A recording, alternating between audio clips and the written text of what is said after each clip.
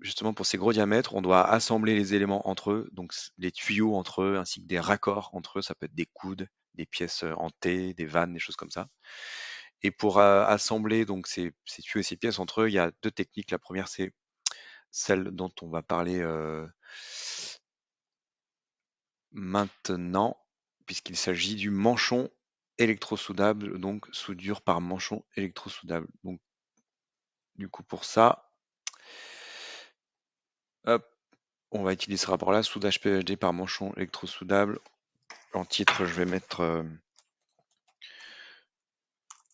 manchon numéro 14521. Hop.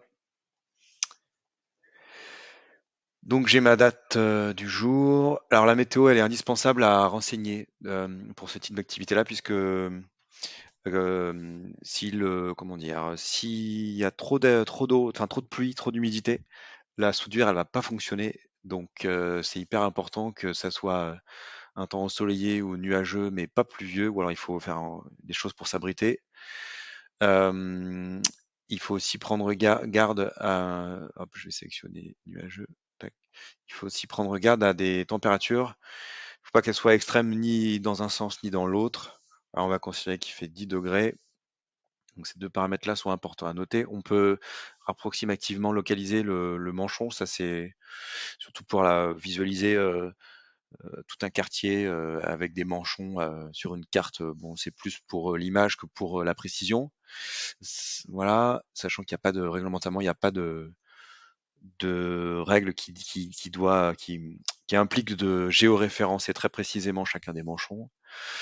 Donc c'est vraiment plus du gadget. La référence du manchon, elle est forcément écrite par le fabricant sur le manchon. Elle est propre à chaque manchon.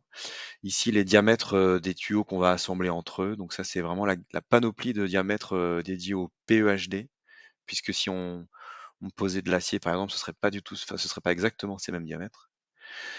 Le PN, il s'agit de la pression nominale. Donc c'est une qualification du PE. Souvent, on pose du 16 bar. Et le SDR, donc c'est un paramètre que je ne connais pas bien. On-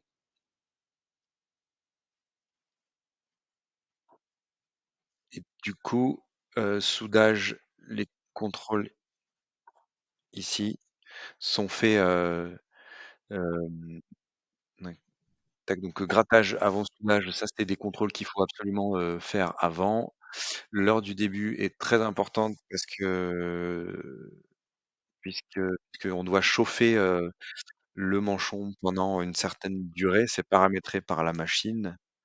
Voilà, tac. On doit veiller à ce que les petits témoins de soudure ils soient sortis de leur petit picot. Ça, je remonte la photo. J'ai peut-être plus que 30 secondes à mon tuto, donc je le montrerai pas, tant pis. Temps de refroidissement respecté, ça c'est pareil, c'est la machine qui vous le dit. On peut prendre en photo, hop, manchon électrosoudable. Et puis aussi, on peut aussi aller chercher en pièce jointe le rapport de soudure de l'automate. Il y a beaucoup de machines qui font ça. C'est intéressant, du coup on peut l'annexer.